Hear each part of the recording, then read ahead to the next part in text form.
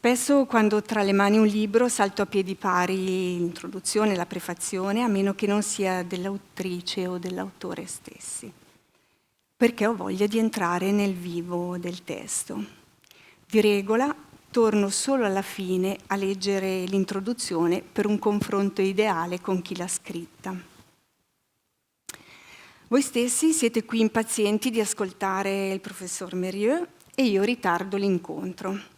Me ne scuso, ma credo che sia un atto importante di accoglienza, un breve momento che desidera intrecciare il suo percorso di pedagogista conosciuto e riconosciuto internazionalmente con il nostro percorso di docenti e di futuri e future docenti.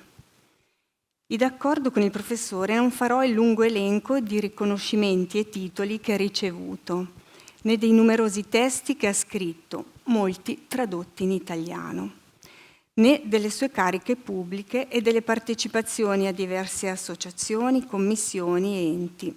Sono dati che potete trovare facilmente.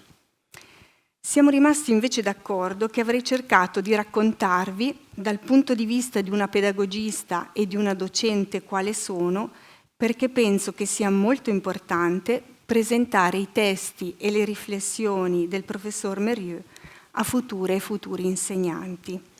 A voi dunque, la maggior parte di voi perlomeno, e a chi ci sta seguendo in streaming. Per farlo mi aiuterò scegliendo 3 fili che rappresentano 3 elementi centrali, dal mio punto di vista, dell'opera e dell'esperienza del professor Mérieux. Il primo filo lo definirei il filo del riconoscimento, nel senso dell'essere riconoscenti. A lezione dico sempre che il professor Mérieux è un grande non solo per tutte le riflessioni pedagogiche che ci ha regalato e che ci regala, ma anche per la sua generosità nel diffonderle. Sul suo sito www.merieux.com potete infatti trovare molti testi, conferenze, prese di posizione, pensieri, video. Questa generosità è un esempio e un invito a condividere le nostre attività, i nostri pensieri, le nostre pratiche. Per essere grandi bisogna riconoscere quanto chi ci ha preceduto ha saputo nutrire la nostra crescita personale, intellettuale e professionale. Il professor Mérieux ringrazia spesso, riconosce i grandi pedagogisti del passato, perché la storia della pedagogia rimane un radicamento importante per chi ha scelto il mestiere di docente e anche un grazie dovuto. La serie di video da lui ideata, l'Éducation en question, ben sottolinea questa postura a rinnovare e attualizzare il pensiero di grandi pedagogisti e maestri del passato.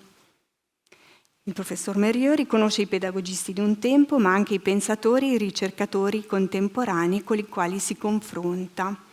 Lei, professor Mérieux, ci insegna l'importanza di dialogare con gli scritti di altri pedagogisti ed altri educatori e di confrontarci personalmente con i loro pensieri. Ci invita a non smettere mai di studiare. Lei ci insegna che per riconoscersi il rispecchiamento e l'incontro con gli altri è di fondamentale importanza e che la nostra esperienza personale non può bastarci. Il secondo filo lo definirei il filo dell'andare oltre, della tensione. Il professor Mérieux è maestro anche in questa difficile arte. Ci invita a non accontentarci, ad andare oltre, ad accendere la nostra curiosità e a mantenere vivo il nostro entusiasmo. Lei ci insegna che dobbiamo continuamente cercare, ricercare la nostra posizione personale e professionale quando incontriamo le nostre allieve, quando incontriamo i nostri allievi. Ed è così che, per esempio, dopo averci convinto a sottoscrivere la scommessa dell'educabilità di tutte e di tutti, dopo averci condotto in un luogo che potremmo definire come pedagogicamente sicuro, ecco che di nuovo ci stimola a procedere, a problematizzare e ci propone di considerare anche il principio di libertà. Questo mettere in tensioni poli apparentemente opposti, come nel suo libro Fare scuola, democrazia e pedagogia, È un invito a mantenerci aperti e a vivere la complessità del nostro ruolo di docenti. È riflettere sull'equilibrio tra possibili, senza scivolare da un lato o dall'altro. È la ricerca di quel punto che può spingerci oltre, proiettarci, darci la capacità di metterci in progetto, di creare progetti. È anche un dichiarare apertamente che l'apprendimento è un'opera che si costruisce nel qui ed ora di ogni contesto educativo, che non esistono punti fermi ma cammini guidati, per fortuna direi, da segnali che altri ci hanno lasciato e che con altri condividiamo. La pedagogia è dal mio punto di vista una postura, uno sguardo, è stare dentro le contraddizioni del mestiere, interrogando costantemente il proprio ruolo e le proprie scelte.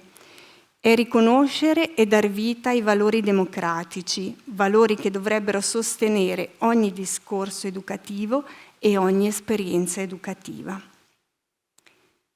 Il terzo filo, lo definirei il filo dell'emancipazione e del cambiamento. Sappiamo bene che imparare è cambiare. Il cambiamento è parte della nostra crescita professionale. In qualche modo dobbiamo saper cambiare e non è sempre facile. Dall'altro lato dobbiamo promuovere l'apprendimento e il cambiamento delle nostre allieve e dei nostri allievi in una duplice direzione, quella personale del farsi opera di se stessi e quella collettiva del farsi gruppo, di essere in relazione, di creare collaborazione e aiuto reciproco, di creare esperienze comuni, di sperimentare la solidarietà. Il professor Mérieux ci propone di farci opera di noi stessi, ma anche di operare per una società migliore, in un'attenzione critica ma estremamente arricchente tra io e noi. Essere promotori di apprendimento e di benessere personale e collettivo a scuola, in vista di una società migliore, ci rende responsabili di un impegno che abbiamo preso, un impegno professionale ben chiaro anche nel piano degli studi che la società ci consegna. In questo siamo anche le custodi e i custodi della democrazia. Siamo costruttrici e costruttori di avvenire. Lei, professor Mérieux, sa indicarci degli orizzonti di senso per costruire questo avvenire, per prendere buone decisioni. A questi tre temi fondamentali che si intrecciano tra loro nell'opera e nell'esperienza del professor Mérieux, aggiungo ancora un altro motivo per sottolineare l'importanza di presentare le sue riflessioni a future e futuri docenti. Il motivo sta nel suo modo di porsi e di scrivere. Sa entusiasmare e appassionare, perché quando ci parla o quando lo leggiamo sentiamo che crede a esperienza di quel che racconta. E, come i grandi maestri, è dotato di una bella capacità di costellare i suoi discorsi con un po' di ironia. Una ragione in più che mi permetto di esprimere, anche se molto personale, è che stima molto Célestin Freinet, un grande maestro di scuola e di vita. Avete scelto un mestiere bellissimo, ma anche molto complesso. Avete scelto un mestiere dell'imprevisto, degli incontri, della cura e della responsabilità. Per stare in equilibrio, per assumersi le contraddizioni che sono costitutive delle azioni educative, io credo che sia necessario avere sane utopie, desideri di cambiamento per il meglio, senso di farsi opera di se stessi come docenti insieme agli altri. E per questo bisogna avere persone cui ispirarsi, con le quali dialogare leggendo i loro testi e le loro riflessioni.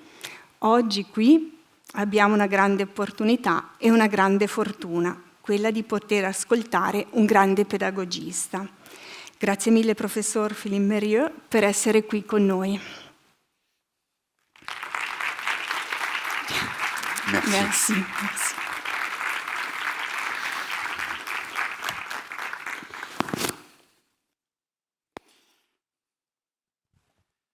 Bien, bonjour à toutes et tous.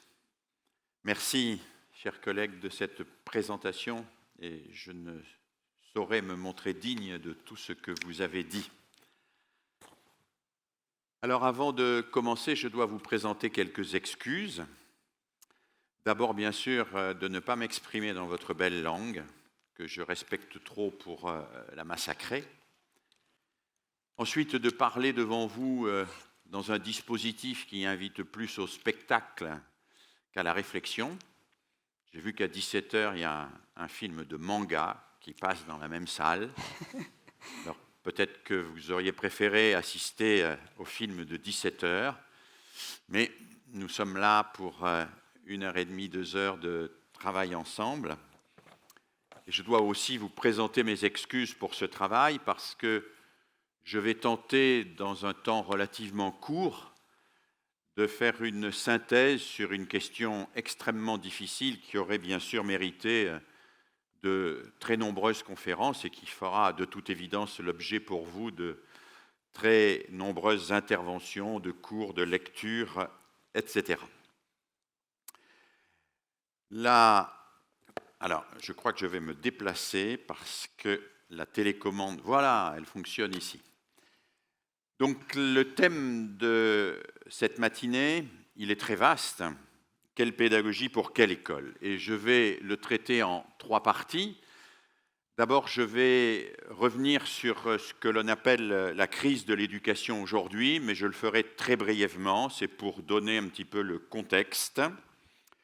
Ensuite, je m'interrogerai avec vous sur quel est le paradigme possible pour faire face à cette crise, si tant est qu'il y ait crise, et pour aller vers une éducation, une pédagogie émancipatrice.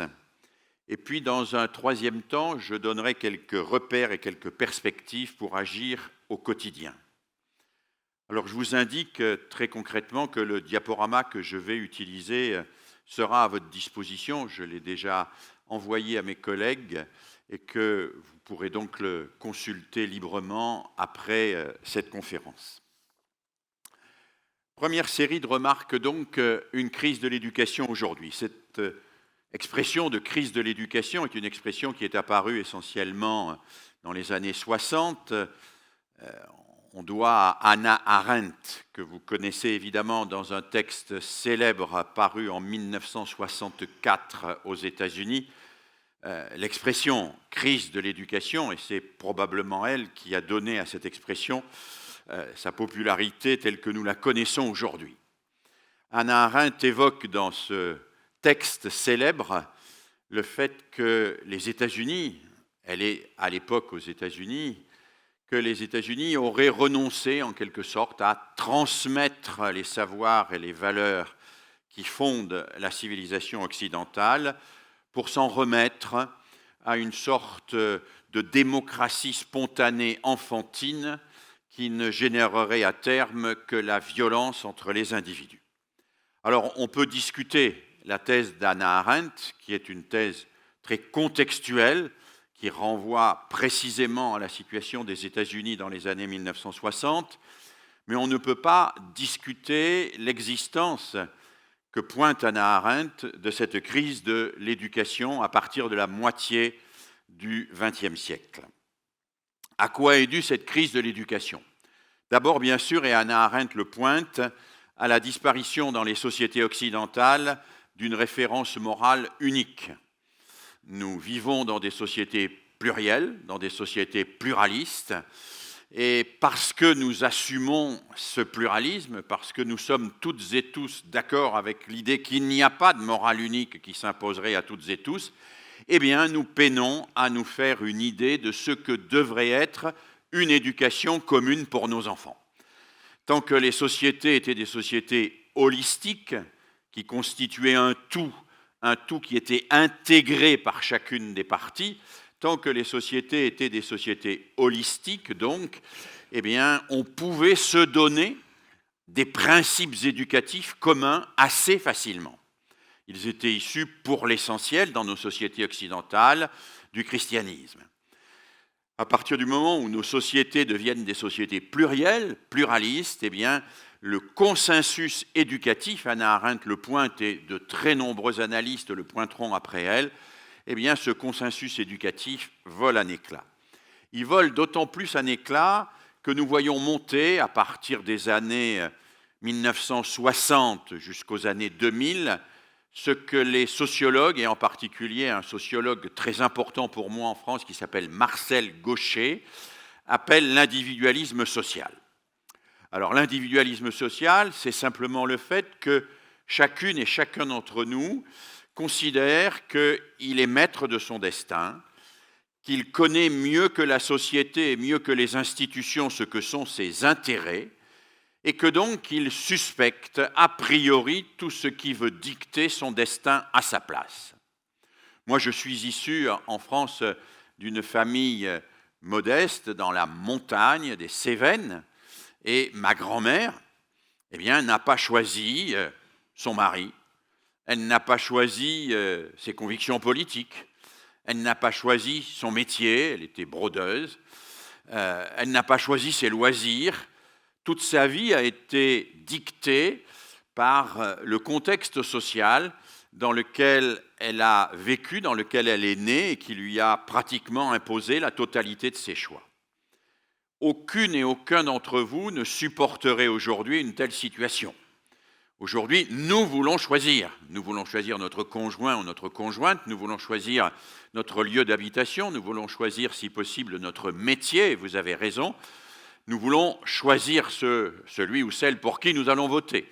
Tout ceci, c'est un premier pas essentiel vers la démocratie. Une démocratie qui nécessite de faire voler en éclats les carcans idéologiques qui imposaient à tout le monde de penser de la même manière.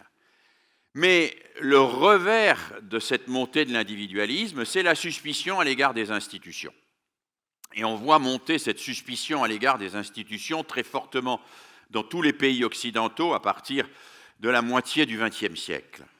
On suspecte les institutions, et l'école, bien sûr, fait partie des grandes institutions, de ne pas nécessairement faire le bien de nos enfants, de ne pas agir dans l'intérêt de notre progéniture. Alors, je ne sais pas ce qu'il en est précisément pour le Tessin, mais nous avons des enquêtes extrêmement précises sur la montée en France de ce que l'on appelle le consumérisme scolaire. Le consumérisme scolaire, c'est-à-dire le fait que les parents d'élèves se comportent comme des consommateurs d'école qui vont dans un supermarché et qui cherchent le meilleur rapport entre la qualité et le prix. Ce consumérisme scolaire existait déjà pour une part à travers la dualité des réseaux d'enseignement, et particulièrement chez vous, mais également en France. Il s'accroît considérablement pendant toute la deuxième partie du XXe siècle et il est aujourd'hui extrêmement important. On le voit en particulier, et c'est une enquête de l'OCDE qui vaut pour l'ensemble des pays occidentaux, on le voit en particulier à travers l'intervention des parents sur la pédagogie. Globalement, jusqu'aux années 1960, les parents qui mettent leurs enfants à l'école font confiance à l'école et n'interviennent pas sur la pédagogie.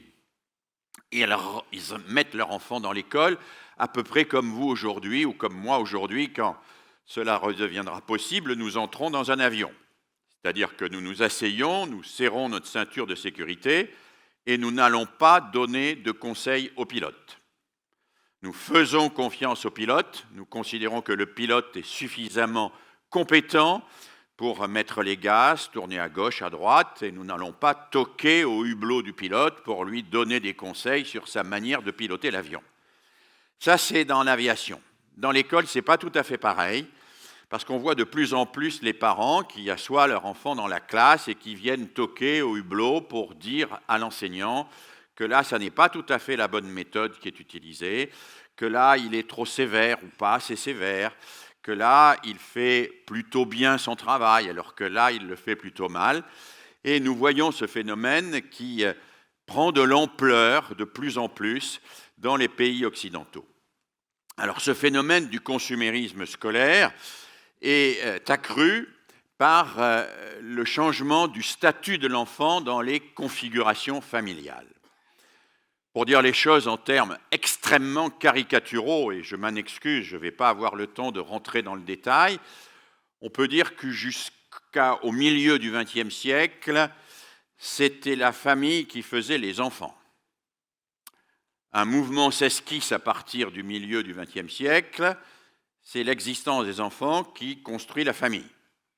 On peut dire que jusqu'au milieu du XXe siècle, les parents avaient le devoir de faire le bonheur de leurs enfants. Aujourd'hui, c'est plutôt l'inverse. Les enfants sont mis au monde pour faire le bonheur de leurs parents. C'est un changement considérable, parce qu'en donnant à l'enfant le pouvoir de faire le bonheur de ses parents, on le met dans une position extrêmement forte. L'enfant sait que par ses réactions, il peut faire plaisir ou au contraire ne pas faire plaisir à ses parents. Il peut aller dans le sens de l'image idéale que ses parents ont de lui ou bien piétiner cette image idéale. L'enfant prend le pouvoir parce qu'on lui confère ce pouvoir de faire notre bonheur. Puisque nous donnons à l'enfant le pouvoir de nous satisfaire, de faire notre fierté, de faire notre bonheur, eh bien, nous lui donnons en réalité le pouvoir sur nous. Nous lui donnons le pouvoir sur nous et ce changement de l'enfant dans la configuration familiale est très important. Il est très important parce que cela renvoie les enfants à un statut, non pas d'enfant roi au sens où on a pu le dire dans la psychanalyse, quoiqu'à mon avis il y a des éléments très intéressants dans ce domaine, mais un statut d'enfant en position de force.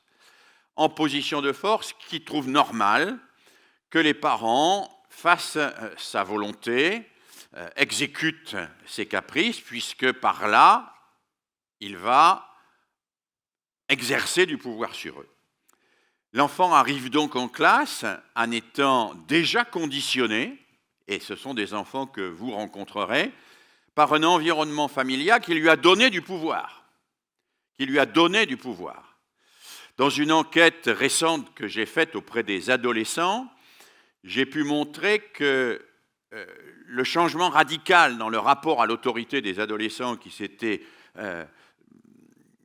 avait basculé vers les années 1960-1980, c'est que jadis, les adolescents obéissaient à peu près à tout et ils se révoltaient sur des objets particuliers qui faisaient exception à cette obéissance. Aujourd'hui, l'adolescent refuse d'obéir à peu près à tout et il décide d'obéir à un certain nombre de gens ou de situations auxquelles il donne son accord. Il refuse son obéissance à l'ensemble de ceux qui lui imposent quoi que ce soit, mais il décide d'obéir à son entraîneur sportif, il décide d'obéir au chef de sa bande, il décide d'obéir aux injonctions de tel ou tel chanteur de variété. Il y a donc une inversion qui est en train de se produire et que les enseignants ne peuvent pas ne pas connaître dans le rapport à l'obéissance. L'obéissance était en quelque sorte le comportement habituel de l'enfant et de l'adolescent. Et il y avait une exception qui était de désobéir. C'était le moment où on se révoltait contre telle ou telle autorité. Aujourd'hui, le refus d'obéir, c'est le comportement habituel et on accepte d'obéir de manière tout à fait exceptionnelle quand on assume son rapport d'obéissance à quelqu'un que l'on choisit délibérément. C'est très important parce que l'enseignant était dans une posture où, au fond, il était accepté, où son autorité était acceptée comme naturelle. Il devient une personnalité parmi d'autres qui va devoir conquérir son autorité légitime et rivaliser avec l'autorité de l'entraîneur de foot, du chanteur de variété ou du leader de telle ou telle organisation ou association. Ce phénomène est très important et les enseignants doivent entendre ce qu'il y a derrière. Ce qu'il y a derrière, c'est un changement presque du statut du métier. D'un métier qui était celui d'une domination naturelle sur l'enfant, à un métier qui devient celui d'une construction, d'une légitimité de son propre pouvoir et de sa propre autorité dans la situation de classe. C'est un changement civilisationnel extrêmement important. dans l'enquête que j'ai menée, on voit très bien à quel point les adolescents, par exemple, disent qu'ils obéissent pieds et poings fermés à leur entraîneur sportif, mais qu'ils refusent d'obéir à leur enseignant. Parce que l'entraîneur sportif, ils l'ont choisi, c'est un projet dans lequel ils se reconnaissent, c'est quelque chose qui renvoie à leur identité personnelle, qui leur permet de se construire, alors que l'enseignant, c'est quelque chose à quoi ils doivent se soumettre et à quoi ils refusent de se soumettre. À l'enseignant donc de devenir aussi légitime que l'entraîneur sportif, ce qui est un travail de construction de légitimation de sa position dans la classe, construction de légitimation qui n'a rien de naturel, qui fait partie aujourd'hui de ce qu'on pourrait appeler les fondamentaux du métier. À cela s'ajoute un autre élément important, c'est l'émergence de ce que mon collègue Bernard Stiegler, que vous connaissez peut-être, qui est une personnalité très importante pour nous, qui malheureusement est décédé au mois d'août dernier. Bernard Stiegler, qui est un spécialiste des médias, mais pas seulement des médias, qui est un très bon analyse de la société, c'est l'émergence de ce qu'il appelle le capitalisme pulsionnel. Alors Bernard Stiegler explique qu'il y a eu 3 phases du capitalisme. Le capitalisme industriel, bon, c'est Émile Zola, c'est les mines, c'est l'acier. Le capitalisme financier, celui qui fonctionne très largement encore et qui gouverne la planète, mais avec une troisième étape qu'il appelle le capitalisme pulsionnel, qui est fondé sur le fait de susciter en permanence la pulsion chez l'autre. Susciter en permanence la pulsion, susurrer en permanence à l'oreille de l'enfant « fais ton caprice, ça fait marcher le commerce ». Et pousser en quelque sorte systématiquement à la satisfaction pulsionnelle. Il montre que la phase ultime du capitalisme, dit-il, dans laquelle nous sommes impliqués aujourd'hui, c'est de pousser à la satisfaction systématique des caprices et des besoins de ce que les psychanalystes appellent le corps primaire. Alors, pourquoi ça pose problème ? Ça pose problème parce que l'éducation, anthropologiquement, c'est la capacité à sursoir à la pulsion. Sursoir à la pulsion. C'est la capacité à sortir du caprice pour accéder à la volonté. C'est la capacité de dire non à l'exigence immédiate pour passer dans une exigence qui soit traversée par la pensée réflexive. Or, ça devient de plus en plus difficile, dit Bernard Stiegler, parce que dans les classes, vous avez des élèves qui subissent toute la journée, dès qu'ils sont sortis de l'école, et parfois même dans l'école, la tyrannie des machines, de ces machines qu'ils ont en permanence dans la main, le smartphone, de cet ordinateur qui leur propose en permanence de satisfaire leurs pulsions. Ils sont sous l'emprise d'une publicité omnipuissante qui leur dit « achète, fais ceci », et si tu n'as pas satisfaction, proteste parce que c'est une sorte de droit que tu as à consommer tout ce qui t'est offert, et ce droit, tu peux en exiger la satisfaction.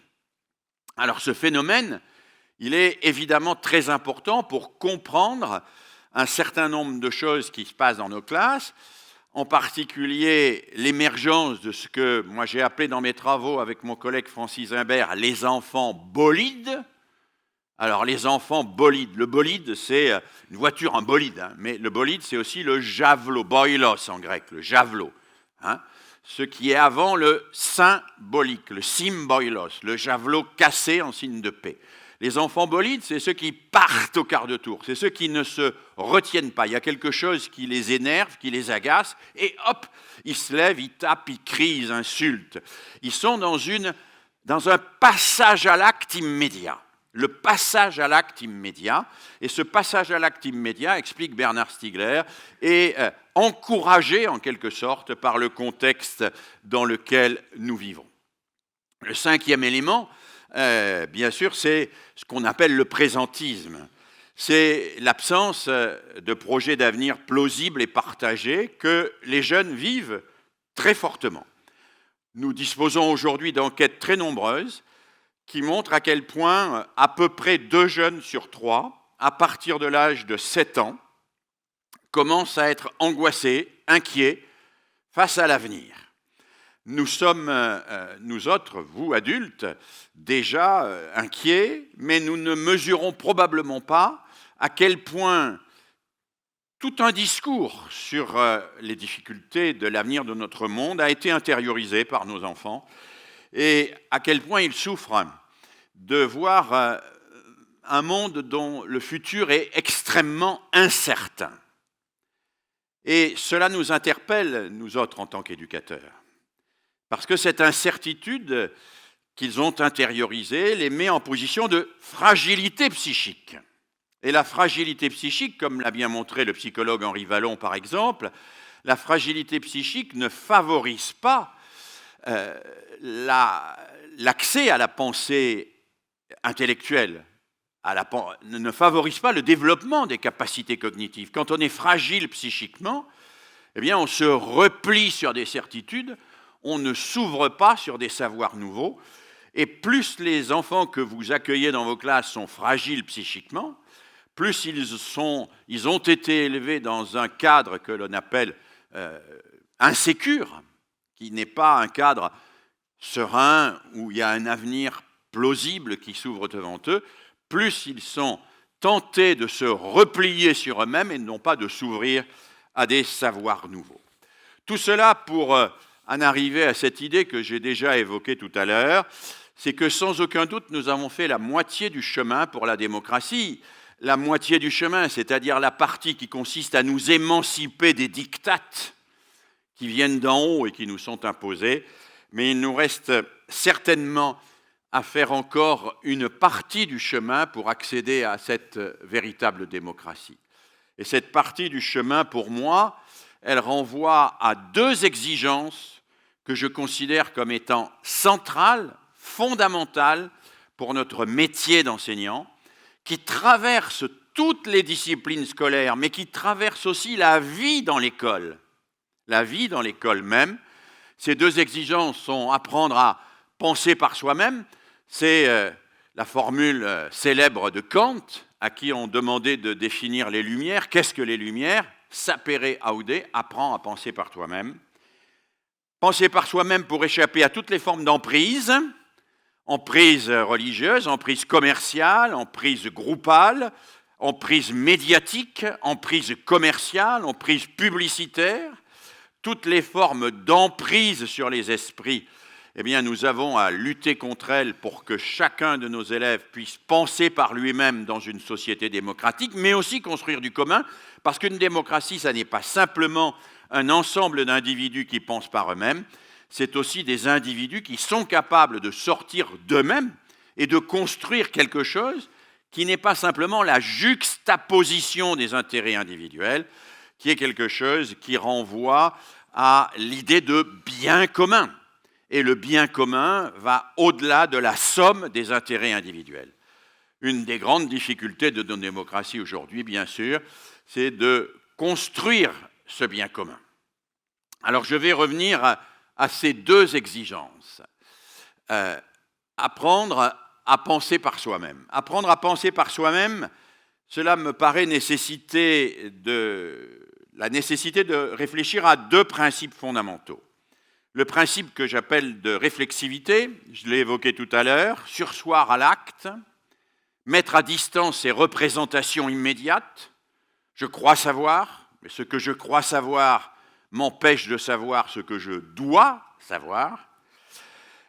Engagement dans une démarche de recherche. 2e principe, principe d'exigence, refus de toute évaluation bancaire, pour reprendre l'expression d'un pédagogue de l'émancipation, Paulo Freire.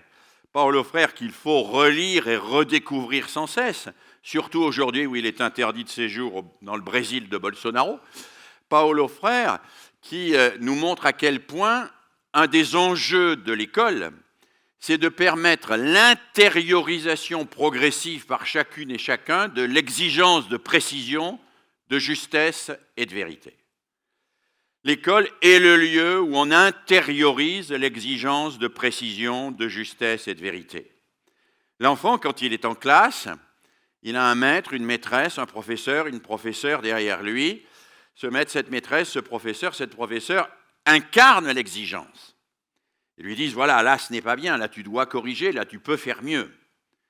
Mais si, quand le professeur disparaît, l'élève n'a pas intériorisé l'exigence, alors il n'est plus exigeant. La précision, la justesse et la vérité qui fera de lui un citoyen informé, un professionnel rigoureux, eh bien, cette exigence-là disparaît puisqu'elle n'était que portée par quelqu'un d'autre qui n'est plus là. Et là, nous trouvons quelque chose de fondamental, à mon avis, qui est au cœur de toutes les didactiques, c'est comment faire en sorte que l'exigence de précision, précision du vocabulaire, précision de la mesure, précision dans la recherche du document, précision dans l'observation, comment faire en sorte que cette exigence de précision, de justesse, c'est on est juste, on dit la parole juste, de vérité, je ne dis pas de posséder la vérité, mais d'être mu par le désir d'aller vers la vérité, comment faire en sorte que tout cela soit intériorisé par l'élève, c'est un des enjeux majeurs de la pédagogie. Alors, pour aller plus loin, je voudrais développer rapidement avec vous une distinction qui est une distinction sur laquelle j'ai beaucoup travaillé et mené quelques travaux de recherche un peu forts ces derniers temps. C'est la distinction entre le désir de savoir et le désir d'apprendre.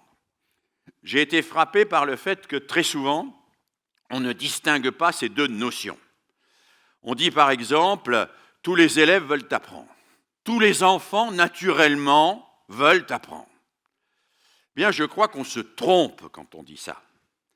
On ne se trompe peut-être pas quand on dit tous les enfants veulent savoir. Les psychanalystes nous expliquent que tous les enfants veulent accéder au secret de leur naissance, tous les enfants veulent avoir une représentation du monde qui leur permet de métaboliser leur propre angoisse, etc. Qu'ils veuillent savoir, pas de problème, je peux l'entendre.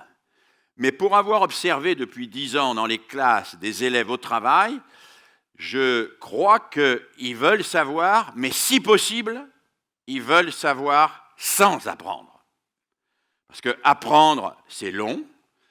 Apprendre, ça demande de gâcher du matériel. Apprendre, ça veut dire qu'on se trompe et qu'on rectifie ses erreurs.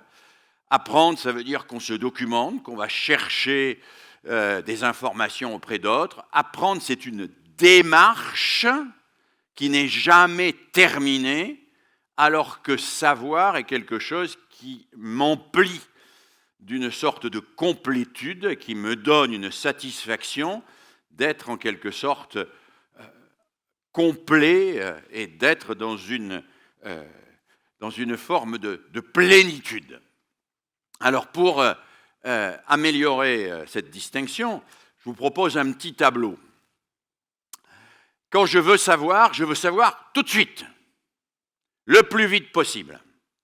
Je veux savoir comment marche mon smartphone, comment démarrer mon ordinateur. Je ne vais pas lire le mode d'emploi. D'ailleurs, on ne nous distribue plus de mode d'emploi. Tout le monde sait que personne ne lit les modes d'emploi. On a des gestes intuitifs et puis on veut savoir tout de suite, on veut vous acheter n'importe quel objet, vous voulez savoir tout de suite comment ça marche. Vous ne voulez pas apprendre comment ça a été fabriqué, ni apprendre quel est le mécanisme qu'il y a à l'intérieur et qui fait que ça fonctionne. Vous voulez savoir. Bon. Apprendre, c'est pas tout de suite, c'est prendre le temps. C'est surseoir à l'acte, c'est remettre en question ces représentations immédiates. Alors, il y a de très nombreux travaux dans toutes les didactiques sur les représentations, les conceptions immédiates, que ce soit dans la biologie, dans l'histoire, n'importe. Nous savons bien que tous les élèves, comme nous l'a appris Bachelard dans la formation de l'esprit scientifique, tous les élèves ont des conceptions, ont des représentations, et il faut qu'ils les remettent en question. Quand j'apprends, alors je ne sais pas si ça vaut pour la langue italienne, mais quand en France, en physique, on apprend aux élèves la notion de masse, qu'est-ce que c'est que la masse en physique ? Eh bien, ils ont tous une représentation que la masse, c'est lourd. La masse, c'est ce qui est massif, on dit. Mastoc, ils pensent les jeunes Français. Ça renvoie à massue. La masse, c'est un peu une massue. Pour comprendre ce que c'est que la masse en physique, il ne faut pas en rester à cette représentation-là. Il faut dépasser évidemment cette représentation. Il faut travailler sur cette représentation. Non pas l'évacuer, mais travailler avec. L'enseignant n'est pas celui qui enlève la représentation pour mettre le savoir. Ça, c'est un peu comme si vous imaginiez que le potier qui fait des pots, il enlève la terre pour mettre le pot. On n'enlève pas la terre pour mettre le pot, on travaille la terre pour faire un pot. Bien, on travaille les représentations pour faire du savoir. Du côté du désir de savoir, il y a évidemment le désir de savoir avec le moins d'efforts intellectuels possible. Alors, on le trouve cela, par exemple, dans toutes les fake news ou les théories du complot. Le moins d'efforts intellectuels possible, le truc le plus simple qu'on puisse imaginer. Voilà. Moins d'efforts intellectuels possible. Du côté du désir d'apprendre, il y a s'engager dans une démarche de recherche, une démarche d'interrogation, de documentation, de confrontation. Si j'adhère à une théorie du complot, je ne vais pas me mettre à chercher des contre-exemples, à chercher ce qui remet en question ce à quoi j'adhère. J'adhère. Le monde est divisé en mécréants et croyants, j'adhère. Il y a, comme le dit Quanon, un état profond qui enlève les enfants pour alimenter un réseau de pédophiles, et tout ça, ça dirige le monde et la finance, j'adhère. J'ai d'un côté les bons, de l'autre côté les méchants, tout ça, et ça me suffit. Je ne vais pas aller chercher autre chose. Je ne vais pas surtout aller me documenter pour chercher des choses qui pourraient contredire ce à quoi j'adhère. Si j'apprends, eh bien, je vais aller chercher la contradiction. Je vais m'engager dans une démarche de recherche. Si je me permets d'insister sur cet écart entre le moins d'efforts intellectuels et la démarche de recherche, c'est parce qu'en classe, c'est quotidien, ça. Si vous donnez du savoir à l'économie sans démarche de recherche, l'élève, il prend. Il prend, mais il n'a pas intériorisé l'exigence de précision, de justesse et de vérité. Il prend ce que vous lui donnez comme une espèce d'objet qui va rendre, comme dit Paul aux frères, le jour de l'évaluation dans une économie et d'une évaluation strictement bancaire. Voilà. Alors, si je continue, eh bien, je vais avoir du côté du désir de savoir la volonté d'accéder à une certitude. La certitude, c'est le contraire de la vérité, ou plus exactement de la recherche de la vérité. Moi, mon travail en tant qu'enseignant, c'est de faire sortir les gens de leurs certitudes. Les certitudes, c'est ce qui bloque l'accès au savoir. Alors, on le sait depuis Socrate, bien sûr, mais on le sait aujourd'hui très fortement avec tous les travaux en didactique. C'est ce qui bloque l'aspect au savoir, l'accès au savoir, parce que ça me comble. La certitude, elle me comble psychiquement. Elle comble ma demande. Alors que apprendre, eh bien, c'est pas rester dans la certitude, c'est pas camper dans la certitude. C'est faire dialoguer mes convictions et mes connaissances. Voilà quelque chose d'assez compliqué. Tout être humain, mais je n'ai pas le temps de rentrer dans le détail, a des convictions. Vous avez des convictions religieuses ou pas religieuses, des convictions politiques, des convictions idéologiques, vous avez des convictions sur ce qui est le bien pour vous, pour vos proches, pour l'humanité.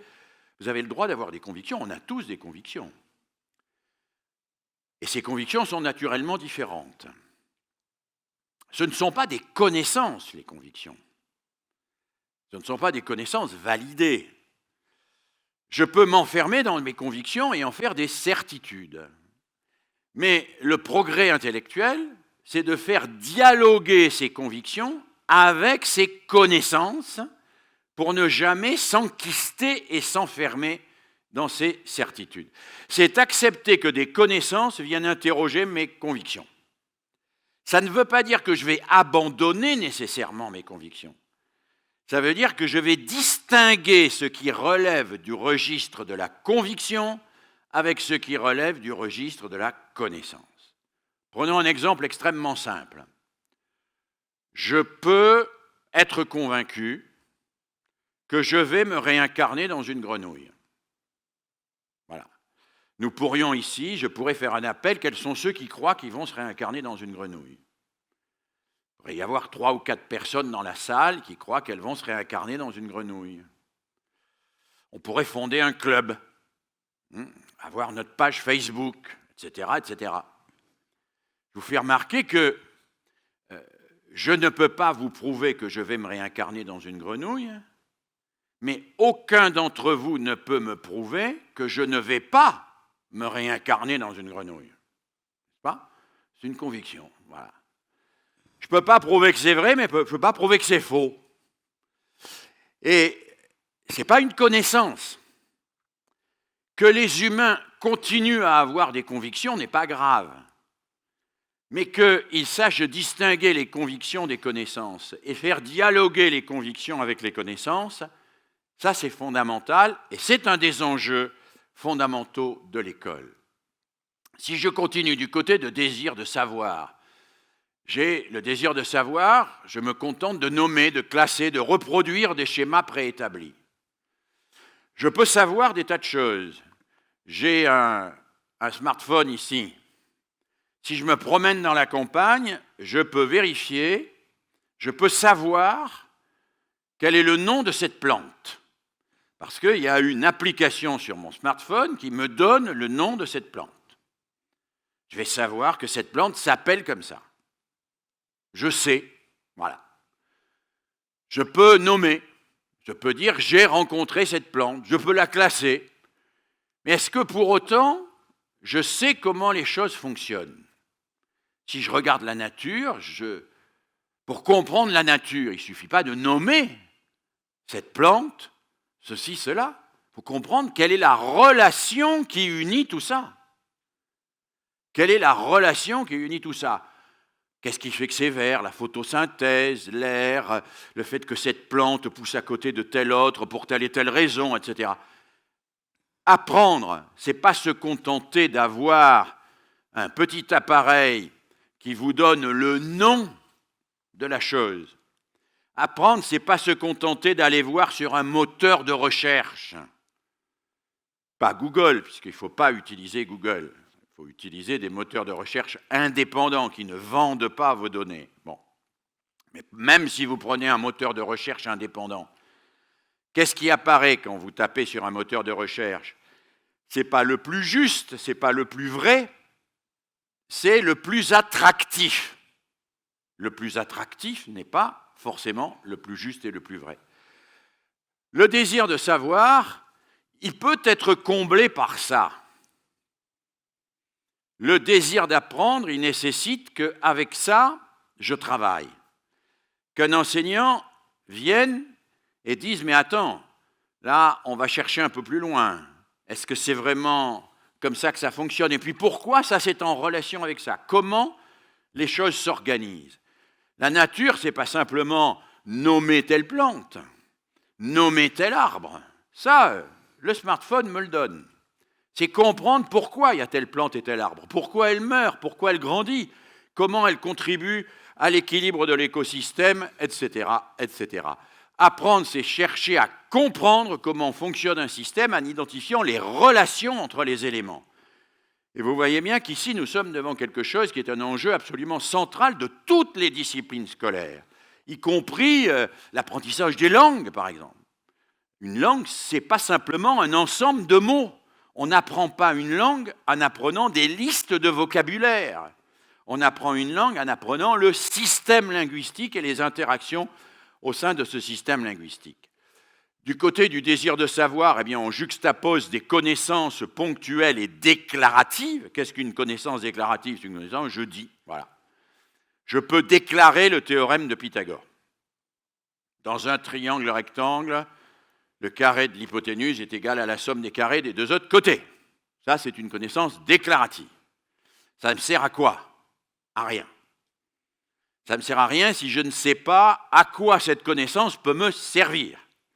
C'est-à-dire si je n'ai pas conscience que cette connaissance peut me servir à résoudre un ensemble de problèmes caractérisés par des éléments assez complexes et pas forcément par la présence d'un triangle rectangle.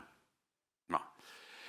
Donc, je ne peux pas me contenter de juxtaposer des connaissances ponctuelles et déclaratives. Il me faut construire des savoirs élaborés qui articulent des concepts et appréhendent progressivement des modèles. Du côté du désir de savoir, nous avons le monde qui est constitué en catégories. On va dire c'est un dogme figé, je sais. Voilà.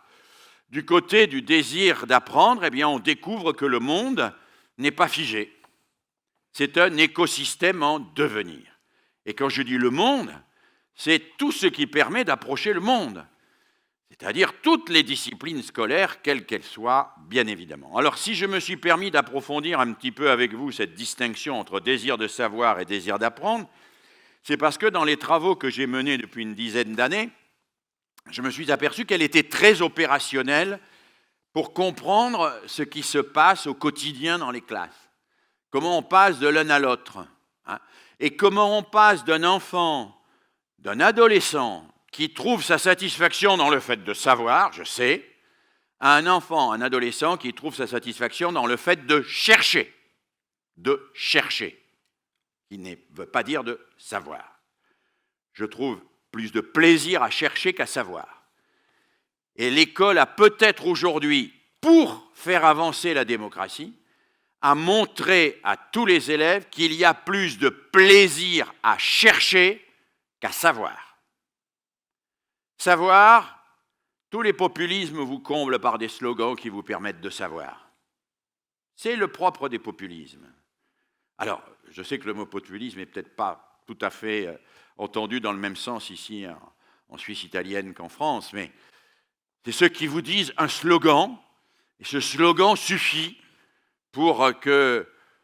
C'est un bandeau, le slogan, en quelque sorte. Un bandeau qu'on met sur vos yeux, et qui vous empêche d'aller voir plus loin. Bon. Eh bien, si on veut construire une démocratie, il faut sortir du slogan et du bandeau. Il faut passer à la recherche. Un citoyen, c'est un chercheur de justesse, de précision, de vérité. Ce n'est pas un sachant qui, parce qu'il sait, ne cherche plus rien et n'admet plus d'être dans un collectif où on cherche ensemble. Et là, nous sommes devant un enjeu évidemment très important. C'est le philosophe Gadamer, dans un très beau livre qui s'appelle « L'héritage de l'Europe », qui explique que c'est véritablement une tâche gigantesque qui se trouve assignée à chaque homme à tout instant. Il s'agit de tenir sous contrôle ses préventions, son plein de désirs, de pulsions, d'espoir et d'intérêt, et suffisamment pour que l'autre ne devienne pas invisible ou ne demeure pas invisible, qu'on puisse donner raison à l'autre, ce qui est la condition de la démocratie, donner raison à l'autre, être capable à un moment donné de donner raison à l'autre, qu'on puisse donner raison à l'autre, qu'on doive avoir tort contre soi-même et contre ses propres intérêts, avoir tort et reconnaître qu'on pensait que les choses étaient ainsi et qu'elles sont autrement, qu'on puisse avoir tort contre soi-même, mais voilà qui n'est pas facile à comprendre. Et voilà, disait Gadamer, je crois que ce texte est des années 55-56, voilà la tâche majeure de l'éducation, désormais la tâche de l'éducation. Si je me permets d'insister là-dessus, c'est parce que vous voyez qu'on est vraiment au cœur de principes fondamentaux qui sont des principes qui peuvent s'appliquer et qui peuvent permettre de lire le travail technique qui va être fait dans chacune des didactiques. J'ai dit qu'il y avait deux principes fondamentaux pour le paradigme. Premier principe, penser par soi-même. Deuxième principe, construire du commun.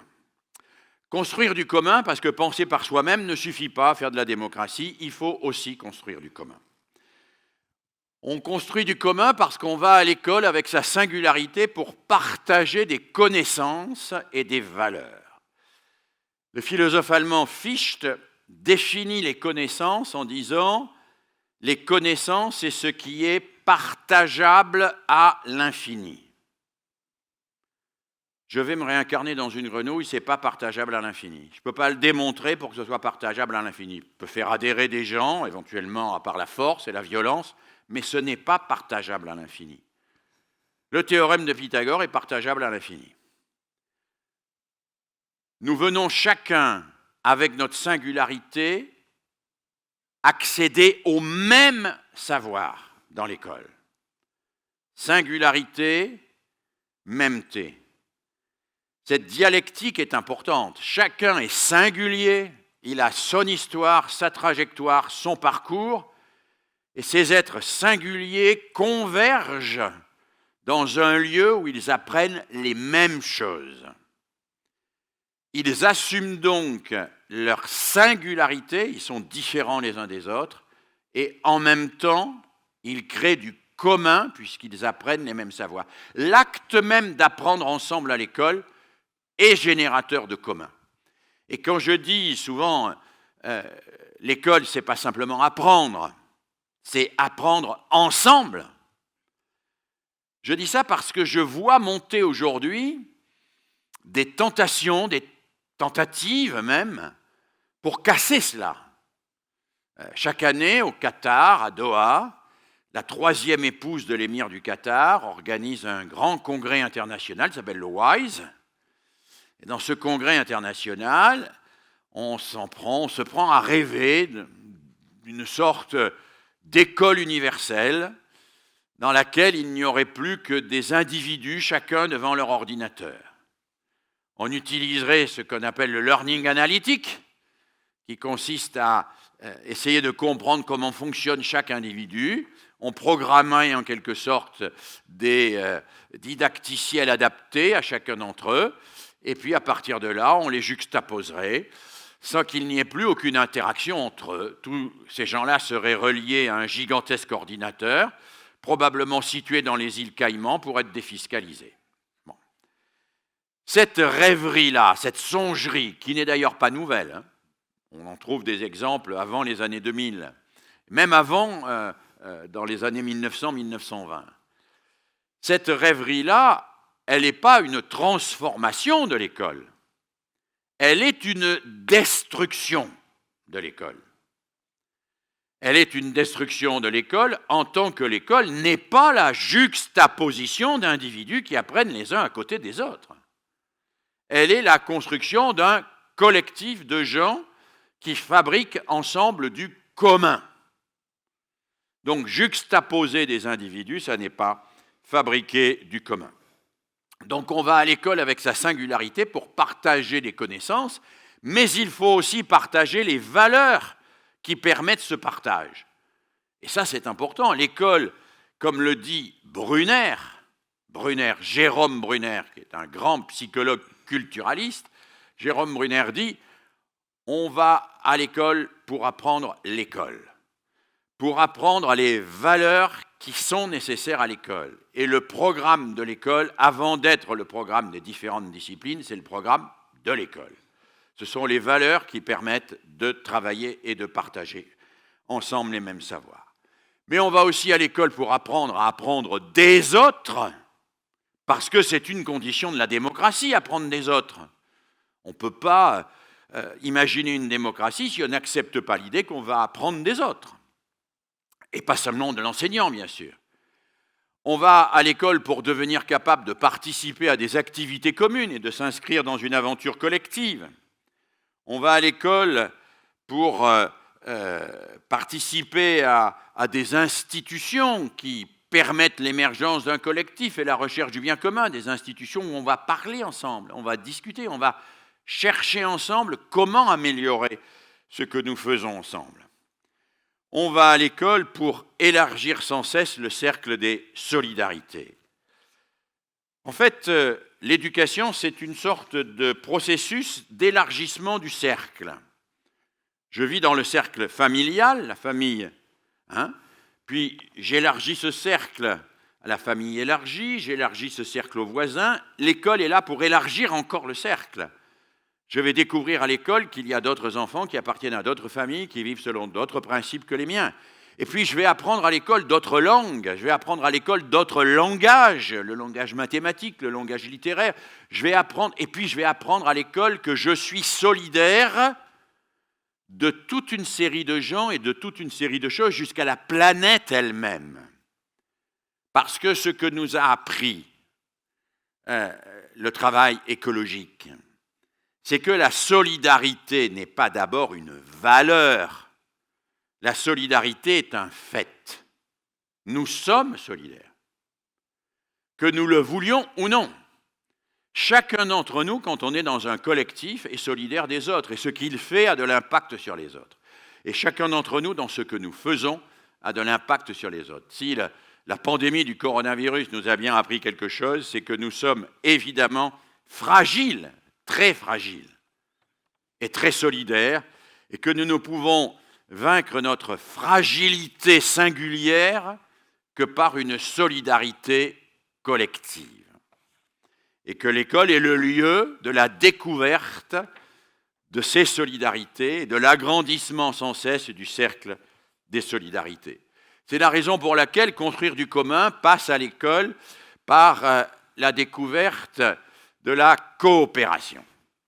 Et je suis de ceux qui pensent que l'école ne doit pas réserver quelques enclaves à la coopération, quelques petits lieux marginaux, mais qu'elle doit faire de la coopération la matrice même de son activité. La coopération, ça peut prendre des tas de formes.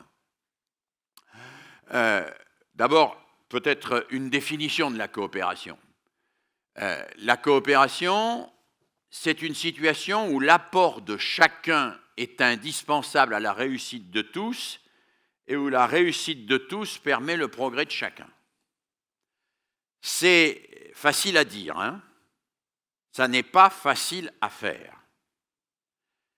Il y a un chercheur américain que j'aime beaucoup, qui a probablement formalisé le mieux cela. Il s'appelle Elliot Aronson, dans un principe qu'il a appelé la classe puzzle. L'idée étant que toute classe doit être conçue comme un puzzle, où chaque élève a d'abord un élément du tout, et on construit le tout ensemble, et chacun s'approprie le tout. Je vous invite à aller regarder les travaux de Elliot Aronson.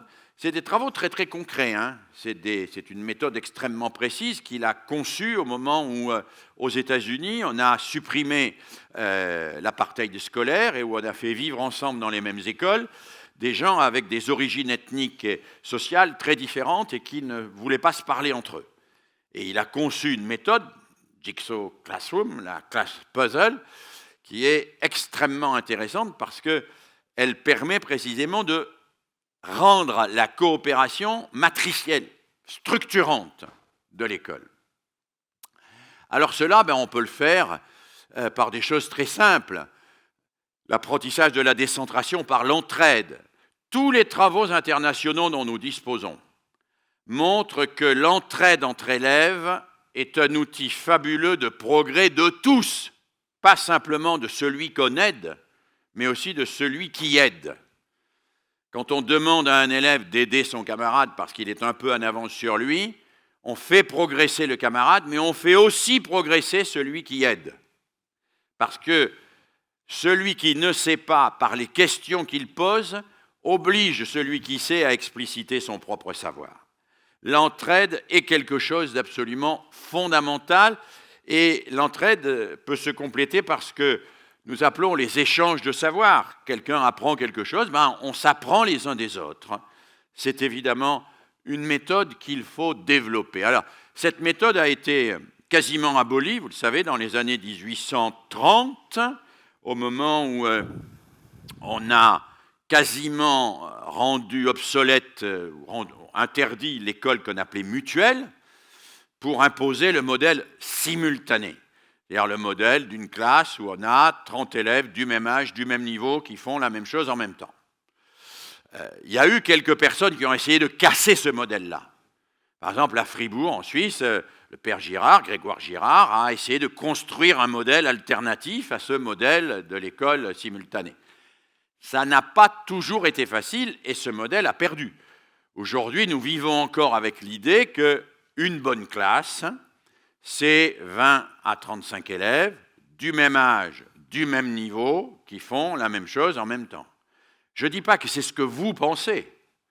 Je dis que c'est l'implicite de l'institution dans laquelle nous sommes, qui est construite avec cette idée-là. Alors que nous avons des expériences, je pense en particulier à l'Amérique latine avec laquelle j'ai beaucoup travaillé, de ce qu'on appelle les classes verticales, où vous avez dans la même classe des élèves, par exemple, de 10 à 16 ans, qui reçoivent des enseignements communs, mais aussi des enseignements plus individualisés par petits groupes, et au sein desquels l'entraide, le système du monitorat est quasiment institué et permanent. Deuxième manière de faire vivre la coopération, c'est l'appropriation par l'interrogation. Interroger l'autre, questionner, se confronter, s'améliorer en se corrigeant réciproquement. On voit toujours mieux la paille qui est dans l'œil du voisin, qui est dans l'œil du voisin, que la poudre qui est dans le sien.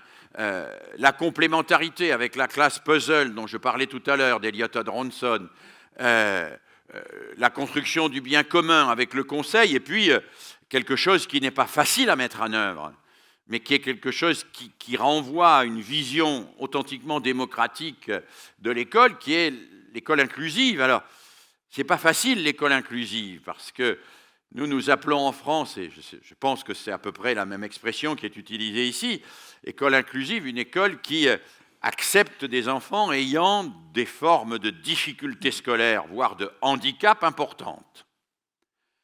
Mais on sait bien qu'il ne suffit pas d'installer un élève dyslexique ou ayant des troubles du comportement ou ayant des troubles de déficit de l'attention et de l'hyperactivité. Il ne suffit pas de l'installer dans la classe pour que l'école soit inclusive. Si vous l'installez dans la classe, sur son banc là, et qu'il n'a aucune activité avec les autres élèves, il n'est pas inclus. Il est exclu de l'intérieur. Voilà. L'école inclusive, ça suppose qu'on va être capable de construire des activités qui permettent à tous de s'impliquer dans l'activité, ce qui est très compliqué, Et il ne faudrait pas, dans ce domaine-là, là nous avons aussi des recherches assez poussées, il ne faudrait pas imaginer que cela se fait spontanément. Cela nécessite une formation particulière des enseignants, un accompagnement des élèves en situation très difficile, etc., etc. Toute une série de choses qui ne sont pas systématiquement déjà présentes. Créer du commun. J'ai dit 2 impératifs pour ce paradigme. D'un côté, penser par soi-même, de l'autre côté, créer du commun. Créer du commun, et pour illustrer cela, comme je l'ai fait tout à l'heure avec Gadamer, je vous propose cette citation de Marcel Mauss dans l'essai sur le don. C'est dans la conclusion de l'essai sur le don. Marcel Mauss, vous savez, c'est un anthropologue, et il s'est interrogé sur les systèmes de dons à l'intérieur de nos sociétés. Et il conclut son essai sur le don par ceci. Pour commencer, pour que les sociétés commencent, il fallut d'abord poser les lances. C'est ainsi que le clan, la tribu, les peuples ont su. Et c'est ainsi que demain, dans notre monde décivilisé, les classes, les nations et aussi les individus doivent savoir s'opposer sans se massacrer et s'affronter sans se sacrifier les uns les autres. Et alors, à ce moment-là, Marcel Mauss prend la métaphore des chevaliers de la table ronde. Vous connaissez tous les chevaliers de la table ronde. Le roi Arthur avait toute une série de chevaliers. Ces chevaliers étaient en rivalité permanente les uns avec les autres. Et un jour, le roi Arthur, qui en a assez de ces rivalités, fait construire par un charpentier de Cornouailles une table magique. Cette table a une qualité extraordinaire, c'est que quand on entre dans la pièce où il y a cette table, on ne se bat plus. Et même cette table, elle a ce pouvoir qu'on dépose sa lance à l'entrée de la salle. On dépose sa lance à l'entrée. Alors sa lance en tant qu'objet, la lance avec laquelle on se bat, mais sa lance en tant qu'agressivité intérieure, en tant que violence mentale, on la dépose à l'entrée. Les chroniques d'Arthur, dit Marcel Mauss, racontent comment le roi Arthur, avec l'aide d'un charpentier de Cornouailles, inventa cette merveille de la cour miraculeuse autour de laquelle les chevaliers ne se battirent plus. La table magique, c'est une table qui fait que quand on se met autour de cette table, on abandonne la lance, on rentre dans la confrontation intellectuelle, de l'intelligence, dans le commun, dans la construction du commun. les chevaliers font du commun autour de la table ronde. Alors, vous le savez, nous le savons tous, il n'y a plus de charpentier de Cornouailles capable de créer des tables magiques autour desquelles les humains ne se battent plus. Il n'y a plus de ces charpentiers-là. Ils ont disparu. Ils ont été remplacés par quoi? Par vous, par des enseignants. Vous êtes les successeurs du charpentier de Cornouailles parce que vous créez dans votre classe un espace où on peut s'opposer sans violence, discuter dans la sérénité, où on laisse sa lance à la porte, où on laisse sa violence à la porte. C'est compliqué, hein? Mais créer du commun, faire école, au sens de faire un lieu qui soit spécifique de l'apprentissage du commun, c'est créer cet espace-là. C'est difficile. Ça demande un effort quotidien, ça demande une ritualisation, il faut des rites. Il faut des rites, il faut des règles, il faut une attention, il faut une vigilance, il faut un comportement, je n'ai pas le temps de rentrer dans le détail, mais tout cela, ça fait partie du métier. J'ai dit tout à l'heure que penser par soi-même, lutter contre toutes les formes de slogans qui sont des bandeaux que l'on met sur les yeux, était une des deux composantes majeures de la mission d'un enseignante et d'un enseignant. Je dis maintenant la deuxième composante, c'est la capacité à faire se rencontrer des gens sans violence. Ce qui est compliqué, ce qui est difficile, mais c'est deux capacités qui sont communes, je crois, à tous les enseignants et qui conditionnent la mission de l'école et la réussite de la mission de l'école dans sa dimension politique, dans sa dimension de construction de la démocratie. Alors je regarde l'heure pour ne pas trop dépasser le temps, mais c'est encore à peu près bon. Donc je vais en arriver à ma troisième partie. Ah. Voilà, très bien. Quelques repères et perspectives. Alors ça va être très simple, je vais me contenter d'ailleurs de lire pour l'essentiel les diapositives et puis de donner un exemple de temps en temps pour illustrer ce que je dis. Quelques repères et perspectives en matière d'action pédagogique pour rentrer un peu plus dans le concret.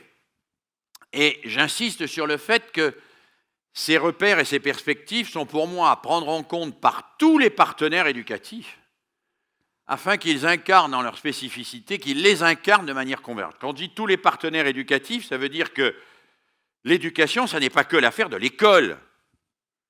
C'est bien évidemment l'affaire des parents. C'est bien évidemment l'affaire des associations. Il se passe des tas de choses éducatives dans une chorale, dans un club de judo. Hein? Dans un club de judo. Vous n'avez jamais remarqué à quel point des gamins qui font des arts martiaux acceptent de se soumettre à des règles bien plus difficiles et drastiques que les règles qu'on leur impose en classe, sans en discuter quoi que ce soit. Il se passe des choses là, hein, dans le tissu associatif. Mais pour ma part, j'aimerais que d'autres encore réfléchissent à cela. Je pense au rôle des médias, par exemple, au rôle des municipalités. L'éducation, ça n'est pas simplement l'affaire des profs, l'affaire des enseignantes et des enseignants. Il y a un célèbre proverbe africain, qui probablement est faux d'ailleurs, qui dit « Il faut tout un village pour élever un enfant ». Ouais, il faut tout un village. L'enfant, il faut que, quand il va acheter le pain à la boulangerie, le comportement de l'épicière quand elle lui rend sa monnaie soit un comportement éducatif. Bien sûr. Bien sûr que l'épicière a une responsabilité éducative parce que l'éducation, ça n'est pas simplement l'affaire de spécialistes, c'est l'affaire de chacune et de chacun dans une société qui fait des enfants et qui a besoin de permettre à ses enfants de construire le monde futur. Alors, quelques principes très rapides. Quelques principes très rapides, et vous allez voir, assez... j'oublie toujours que si je m'éloigne, ça ne passe plus. Voilà. Je dirais, premier principe, dans une société où la réussite individuelle est supposée contribuer spontanément à l'intérêt collectif, bon, je dis supposé, parce que je ne suis pas absolument certain, je ne sais pas ce que vous en pensez, mais que la réussite individuelle d'Elon Musk qui va dans l'espace, là, ça contribue à l'intérêt collectif. Peut-être qu'il va construire des choses, mais enfin, spontanément, on peut en douter. Dans cette société-là, il me semble que l'école doit travailler inlassablement à la mise en place de formes de coopération qui profitent à tous et construisent du commun. Pour pédagogie de projet, pédagogie de mise en commun des connaissances, toutes les formes de coopération que j'ai énoncées tout à l'heure. Dans une société, et je ne fais que reprendre des éléments que je mets en forme ici, où la satisfaction pulsionnelle, l'attractivité et l'immédiateté l'emportent systématiquement sur la quête de la précision, de la justesse et de la vérité, le moteur de recherche sur Internet, c'est l'illustration même de ça. L'attractivité l'emporte sur la recherche de la précision. Eh bien, nous avons à travailler sur le sursis. Attends, pas tout de suite. On cherche. Je ne te dis pas que tu as tort. Je ne te dis pas que tu as raison. Je te dis, nous allons chercher ensemble. Voilà quelque chose de tout à fait fondamental et essentiel. Parce que c'est ce qui permet l'entrée dans la réflexivité et le nourrissage par la culture. Moi, j'ai beaucoup appris à cet égard d'un pédagogue que vous connaissez évidemment, qui s'appelle Janusz Korczak, un pédagogue polonais, Korczak, qui est déjà un médecin pendant la guerre de 14-18, qui voit les effets monstrueux de cette guerre, les orphelins qui traînent dans les rues de Varsovie.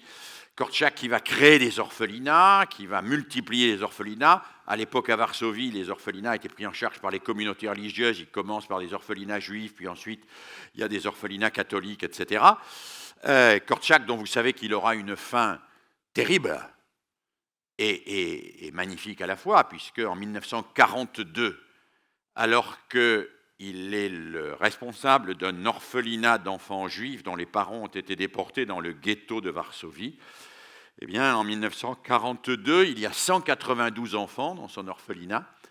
Eh bien, Korczak apprend la veille au soir que le lendemain, la Gestapo va venir arrêter tous ces enfants et les amener dans un lieu inconnu d'où probablement ils ne reviendront jamais. Et Korczak, on lui propose un passeport américain pour s'enfuir, il refuse. Et le lendemain matin, il part en tenant la main du plus petit de ses enfants. Et ils sont tous conduits dans un train d'où ils sont conduits tous à Treblinka, où ils sont immédiatement gazés. Donc Korczak est un être injuste parmi les justes. Il fait partie des rares éducateurs qui ont perdu leur vie pour leur métier. Parce qu'il y a plus de mineurs qui ont perdu leur vie de métier que d'éducateurs quand même, bon, globalement. Eh bien, Korczak a inventé quelque chose de fabuleux. Il avait dans ses orphelinats des enfants qui étaient très violents, qui étaient toujours dans l'hostilité, l'agressivité, qui se chipotaient perpétuellement les uns avec les autres. Ils étaient très violents. Alors il essaye, il dit, c'est interdit de se battre, ça ne sert à rien. On va punir ceux qui se battent. À ce moment-là, ils vont se battre dehors, là où on ne les voit pas. Alors un jour, il réunit tous ses enfants et il leur dit, à partir de maintenant, tout le monde a le droit de taper sur n'importe qui autant qu'il veut, à une condition, c'est de prévenir l'intéressé par écrit 24 heures à l'avance. Ça, c'est fabuleusement intelligent. Parce qu'il ne dit pas aux enfants, c'est interdit de se battre. S'il dit aux enfants, c'est interdit de se battre, ils vont se battre quand on ne les voit pas. S'il dit aux enfants, vous avez le droit de vous battre, ils continuent à se battre. Donc Korczak nous dit, il ne faut jamais dire ni oui ni non en éducation. Il faut dire oui peut-être, mais non pas tout de suite. On y réfléchit. Chaque fois que c'est possible, évidemment pas quand l'enfant est en train de sauter par la fenêtre. Là, il faut lui dire, fais attention, tu risques de te faire mal. Mais dans les autres cas, il faut lui dire, non, non, je ne sais pas, cherchons ensemble, posons-nous des questions. Et alors là, Korczak met en place dans l'orphelinat de Varsovie la boîte des bagarres. C'est une boîte aux lettres, où les gamins viennent mettre leurs lettres avec je te taperai dessus demain à telle heure pour telle et telle raison. Et lors de la soirée, on tire quelques-unes de ces lettres, on les anonyme, on les lit, et puis on en discute, d'un petit atelier philo. Et là, Korczak s'aperçoit que ce sont les élèves eux-mêmes qui ont écrit les lettres les plus dures, qui ont déjà réfléchi, et qui déjà sont critiques par rapport. Sursis, tu réfléchis, tu en discutes, tu en parles. Et puis Korczak fait quelque chose de fabuleux. C'est qu'il va après, il écrit aussi des livres pour les enfants, et Korczak, il va après expliquer un certain nombre de choses, et il va raconter des histoires. Le roi Mathias Ier, c'est l'histoire d'une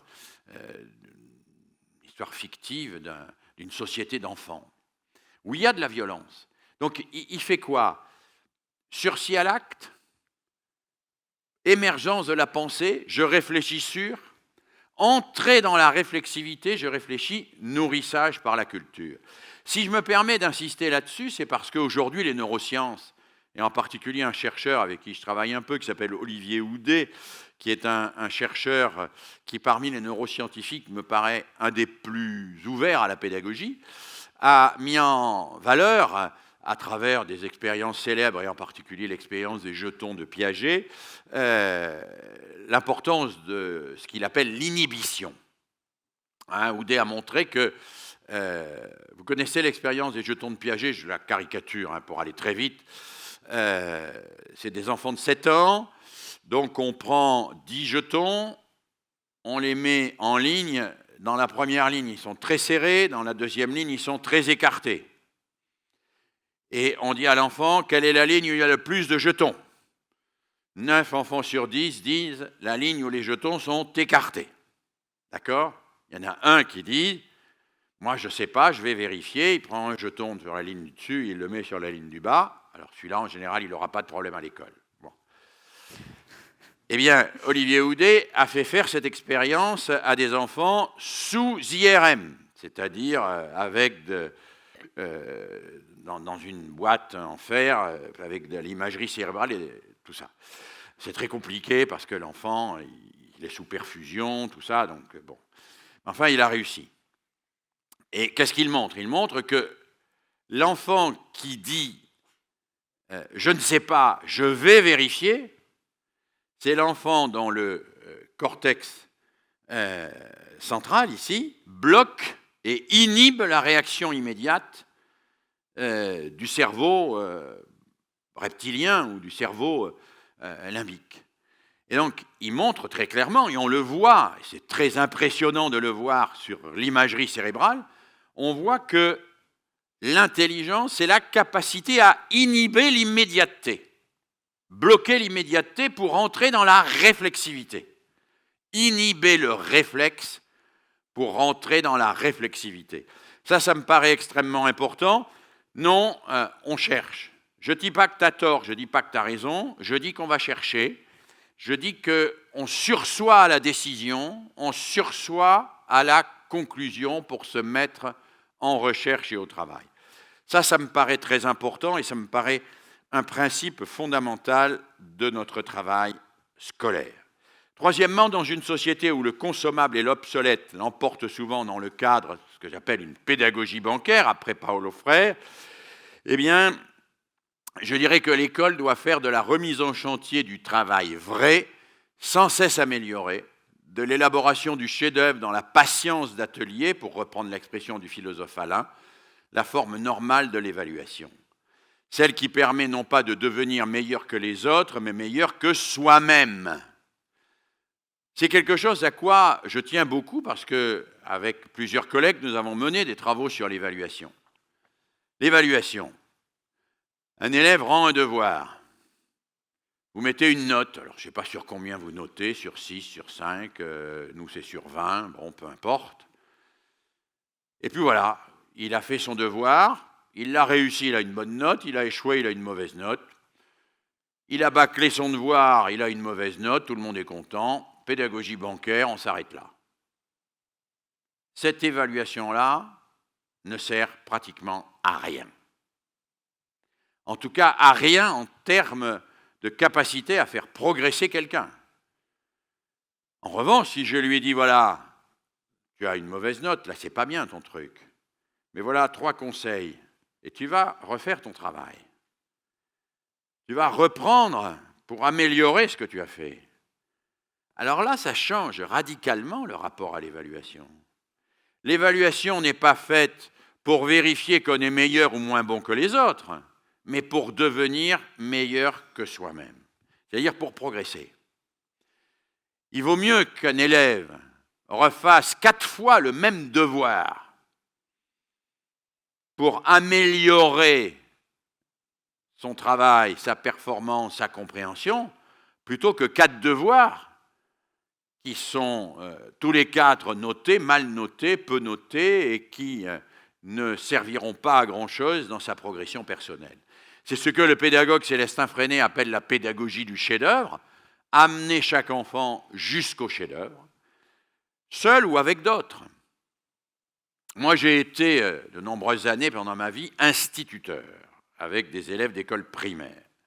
Et je pratiquais ce que Célestin Freinet appelle le texte libre, c'est-à-dire qu'après le matin où il y avait un petit quoi de neuf, chacun racontait son histoire, ce qu'il avait vu à la télévision, le cinéma, la sortie, etc., je disais aux élèves, tiens, toi, tu vas écrire un petit texte là-dessus, et puis, est-ce que ça te fait plaisir? Oui, donc il écrivait, je suggérais, parfois, puisque c'était un texte libre, il refusait, il écrivait sur autre chose. Puis quand un élève avait rédigé son texte libre, je lui demandais de venir à côté de moi, devant le tableau. Il écrivait son texte au tableau. Il écrivait son texte au tableau. Et à ce moment-là, je me tournais vers la classe et je disais, qu'est-ce que vous en pensez? Qu'est-ce que vous suggérez? Qu'est-ce que vous suggérez à la petite Sarah qui est là? Alors, il y a un élève qui dit, moi, je pense que là, il faudrait mettre une virgule. Là, je pense qu'il faudrait mettre un adjectif, etc. Et chaque fois, évidemment, je ne dis pas, fais-le à l'élève qui est là. Je lui dis quoi? Je lui dis, qu'est-ce que tu en penses? C'est-à-dire, est-ce que cette suggestion qui t'est faite par un camarade, c'est une suggestion qui améliore ton travail, ou est-ce que c'est une suggestion qui dévoie ta pensée? Parce que c'est lui qui doit intérioriser la précision, la justesse et la vérité. Il faut donc qu'il se pose la question que pose l'autre, pour savoir si la suggestion améliore ou pas son travail. Et là, je vais améliorer mon travail. Ce travail d'amélioration, de remise en chantier, cette patience d'atelier. Moi, j'aime beaucoup l'expression patience d'atelier. L'atelier, c'est l'endroit où on remet en chantier quand on n'y arrive pas. Est-ce qu'à l'école, on le fait suffisamment, ça, remettre en chantier quand on n'y arrive pas? Est-ce qu'on ne se débarrasse pas plutôt de celui qui n'y arrive pas en lui donnant simplement une mauvaise note? C'est une question, en tout cas, et pour moi, c'est une question centrale de l'évolution des pédagogies scolaires aujourd'hui.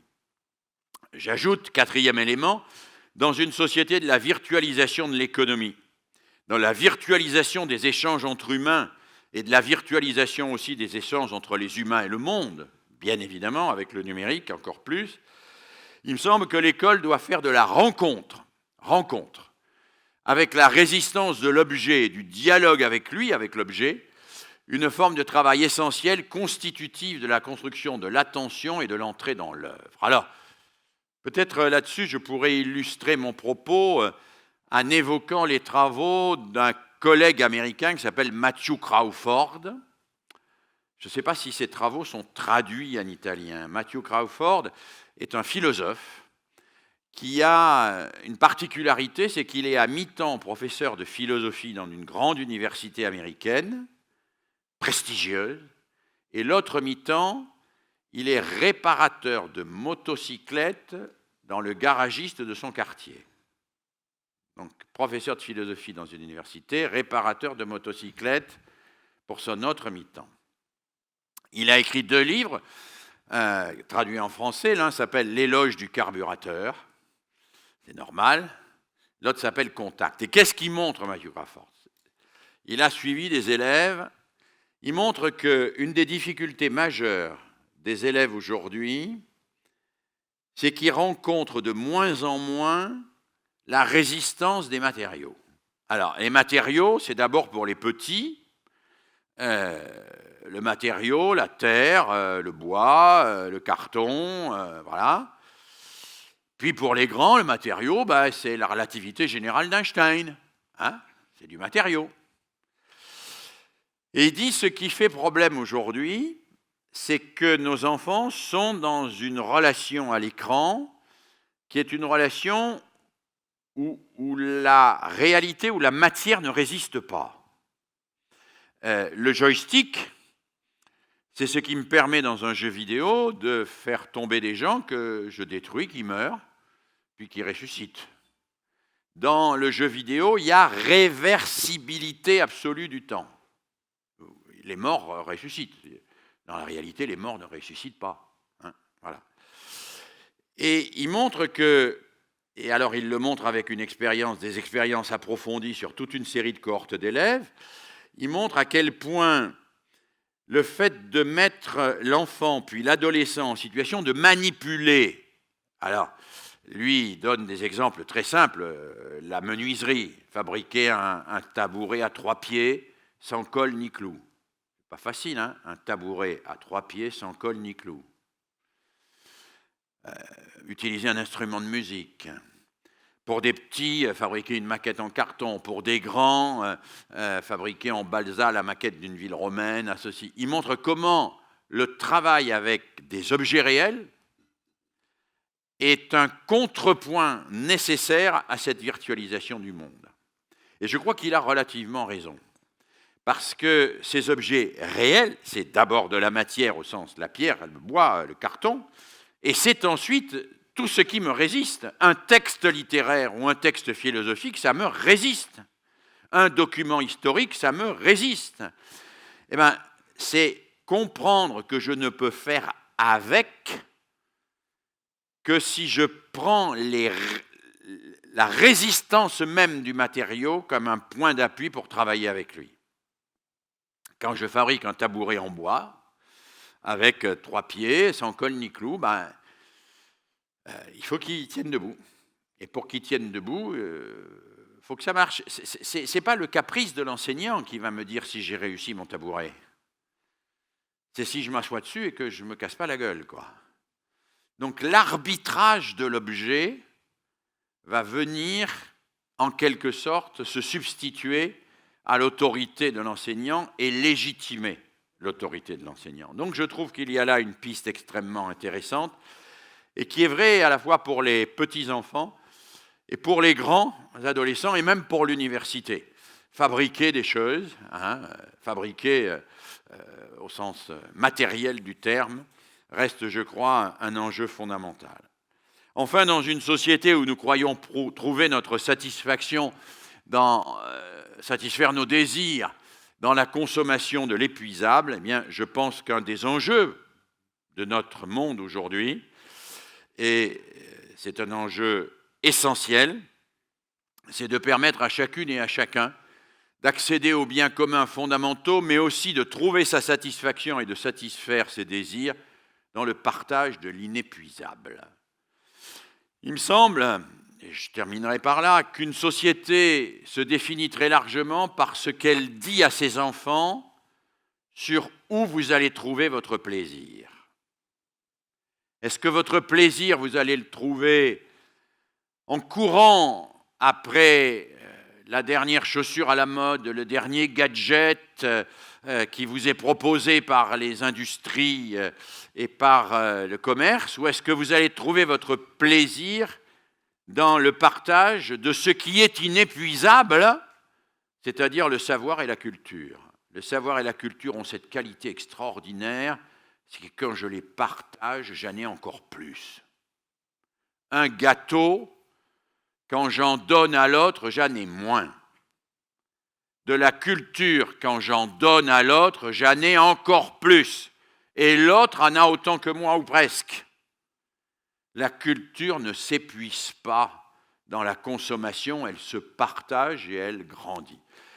Et si nous allons vers un monde, je crains que ce soit le cas, où il faille parfois nous restreindre un petit peu sur la consommation de l'épuisable, ce qui s'épuise, il nous faudra trouver nos satisfactions probablement dans le partage de l'inépuisable, dans le bonheur qu'il y a à partager des savoirs, dans cette fête extraordinaire que représente la recherche. Allez, on avance. Et non, je vais, avant d'en arriver là, vous dire un tout petit mot. Je n'ai pas du tout eu le temps, bien sûr, de donner la totalité des précisions en termes de recherche, en termes d'auteurs, qui viendraient à l'appui des éléments que je vous ai donnés aujourd'hui. Vous retrouverez cela, si cela vous intéresse, sur mon site, qui est facile à trouver, c'est mon nom, hein, merieux.com. Vous retrouverez un certain nombre de travaux, vous retrouverez un certain nombre de références et vous retrouverez aussi des travaux de collègues nombreux qui vont dans le même sens. Je voulais simplement vous présenter aujourd'hui, à la demande de vos professeurs, une vision cavalière, rapide, hein, et que je reconnais assez superficielle des enjeux de l'éducation aujourd'hui, face aux difficultés que rencontrent nos démocraties. Alors je dois vous dire, je suis le plus âgé probablement de loin dans cette salle, du haut de mes 72 ans, je dois vous dire qu'il m'arrive parfois d'être un peu découragé. Nous avions un collègue, peut-être mes collègues s'en souviennent comme moi, Michael Huberman, qui était professeur à l'Université de Genève. Michael Huberman, qui avait travaillé sur l'innovation en pédagogie. Michael Huberman, qui, dans une crise de désespoir, rassurez-vous, j'en suis pas là, est allé se jeter sous un train. Et on a trouvé sur son bureau un papier sur lequel il était écrit « Tout a été dit, tout reste à faire ». Tout a été dit, tout reste à faire. On pourrait de temps en temps avoir ce sentiment quand on regarde l'histoire de la pédagogie.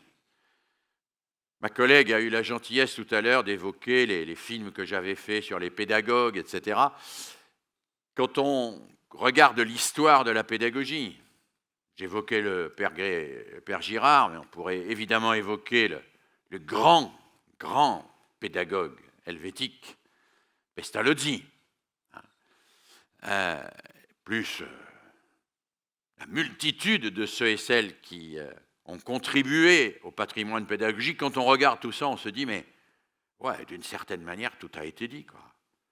La lettre de Stanz de Pestalozzi, tout est dit dans la lettre de Stanz de Pestalozzi.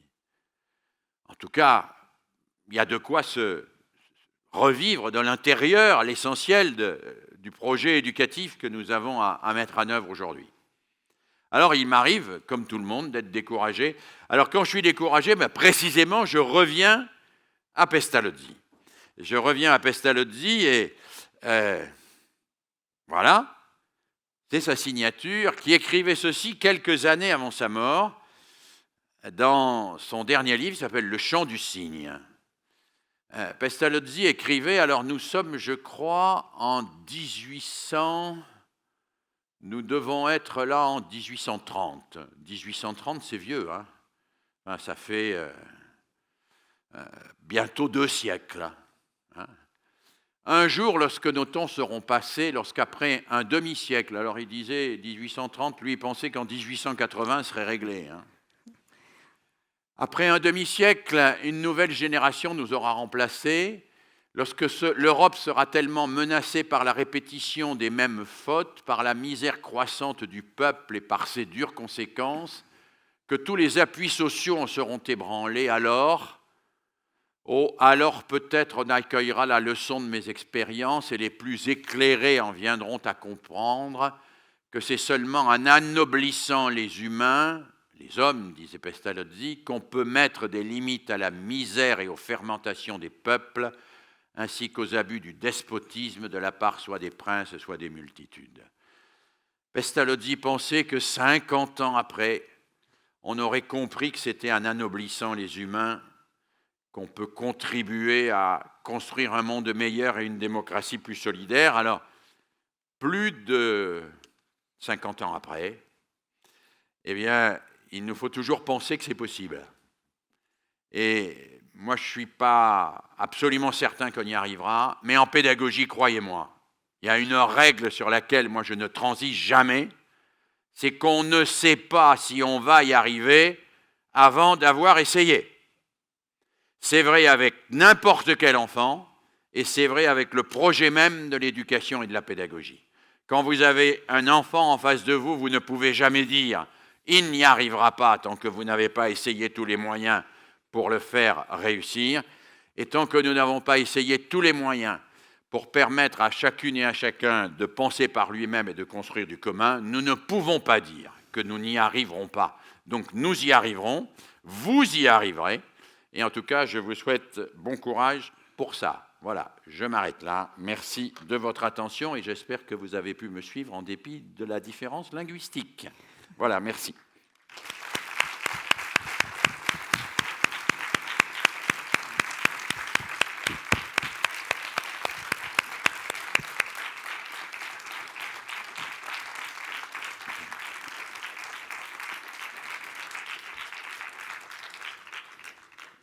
Et donc maintenant, si vous le voulez bien, ma collègue va me rejoindre. Vous pouvez réagir. Alors quand je dis réagir, ça n'est pas simplement poser des questions. Vous pouvez réagir en disant que vous n'avez rien compris, que vous n'êtes pas d'accord, que tout ça est stupide, que ce sont des paroles en l'air, que vous auriez eu besoin d'autre chose. Vous pouvez réagir de toutes les manières que vous voulez. Et je vous rassure tout de suite, la transmission vidéo est interrompue, donc même si vous réagissez pour dire des bêtises ou des méchancetés, ça ne sera pas transmis. Donc voilà, vous pouvez réagir très très librement. Donc n'ayez aucun problème avec ça. Je laisse, je vous laisse. Oui. On va se mettre là-bas. Sì, giusto 2 parole per chiudere e per ringraziare il professor Mérieux a nome di tutte e di tutti noi per il suo intervento, per insomma, la forza di pensatore e di pedagogista, ma mi sono appuntata 2 cose che mi sono piaciute molte per invitarci insomma, a cercare il bene comune insieme, ad essere migliori di noi stessi, ma soprattutto questa immagine che mi porto a casa oggi di essere carpentieri della Cornovaglia, e penso che questo sia un bel regalo. E soprattutto la ringrazio, professor Mérieux, per la fiducia e la speranza che, malgrado tutto, nutre nella pedagogia, nella società e nelle docenti e nei docenti. Grazie.